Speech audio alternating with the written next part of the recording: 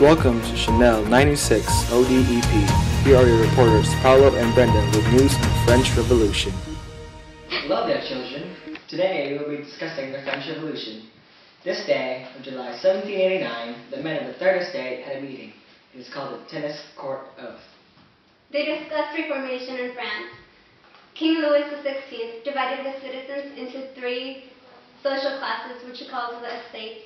The rulers were not interested in what others had to say, and therefore it caused anger within the citizens. The citizens were not happy in the way the king was ruling because he was putting their country in debt. Now let's go over to our reporter Julia Lopez with representatives from the noble and peasant classes. Hello, I'm Julia Lopez, on scene with Jed, one of the peasants from France. Hey Jed, what do you think about our old king and peasants? I believe our king, King Louis XVI, was a completely unfair ruler and did not want the best for his people. As a peasant, I can tell you that our hatred towards the king only grew as time passed. Can you explain the concept of the estates? There are three estates. They're divided amongst the common, the noble, and the clergy. How did the peasants feel about the Great Fear, and what is it about? The Great Fear is about rumors being spread that nobles have been hiring robbers to kill people like me. Some people were so scared that they broke into manor houses, killed many nobles, and took their possessions. Thanks. How did King Louis XVI lose his power? A mob of people stormed into the Bastille and overthrew. I heard he fled for a while in Germany, and he was later forced to come back and then killed. Thank you, Jed, for your time.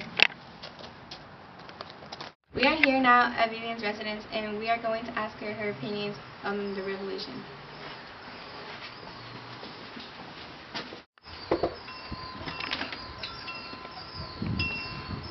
Hello.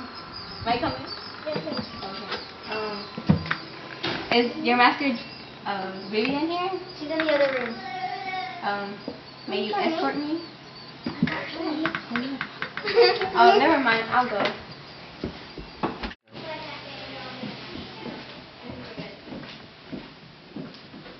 Hello, Vivian.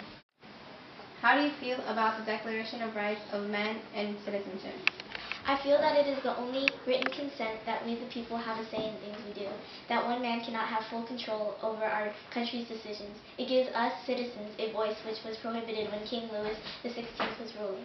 How do you feel about the tennis court of fall of Bastille and the execution of King Louis XVI? I feel that the tennis court oath meeting was very necessary. We need reformation in this country. Things aren't running smoothly around here. Attacking Bastille was a signal to King Louis that we were not putting up with his laws anymore, that we were capable of rebelling on our own. To me, this was the start of the French Revolution. The execution of King Louis marked the succession of our rebellion. This was the start of our new government. I was there when Robespierre started the reign of terror. I was scared. With all the heads falling and rolling on the ground, I was helpless. I was scared too, believe me. I did not want to cross their path. It was terrifying watching innocent people get beheaded. Their only reason for doing this was because they didn't believe in the revolution. It was a scary time. Thank you for your time, Vivian.